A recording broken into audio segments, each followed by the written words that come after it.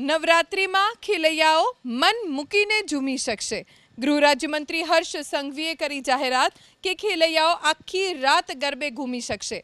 કેટલાક સ્થળે જાહેરનામું બહાર પાડી 12 વાગ્યા સુધી જ ગરબા રમવાની છૂટ અપાઈ હતી, જેને લઈને ખેલૈયાઓમાં ખચવાટ હતો। અંતે હર્ષ સંઘવીએ કર્યું એલાન કે ખેલૈયાઓ આખી રાત ગરબે ઘૂમી શકશે, પરંતુ કાયદો વ્યવસ્થા જળવાય, અન્ય નાગરિકો માટે સમસ્યા ન સર્જાય તેનું ધ્યાન રાખવું પડશે।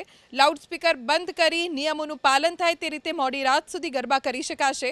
આ ઉપરાંત મોડી રાત સુધી ખાણીપીણીની દુકાનો પણ ચાલુ રાખવાની સૂચના અપાઈ છે।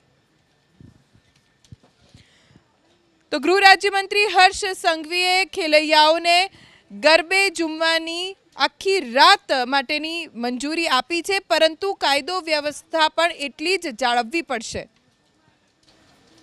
નવરાત્રી જેને ગુજરાતને ઓળખ કહી શકાય, ગુજરાતને દેશ પ્રદેશમાં એને સ્થાન આપ્યું છે, એવા ગરબાના તહેવારને મોડી રાત સુધી ચાલવા દેવાના ગુજરાત રાજ્યના ગૃહમંત્રી શ્રી હર્ષભાઈ સંઘવીના નિર્ણયને આવકાર આપીએ છીએ।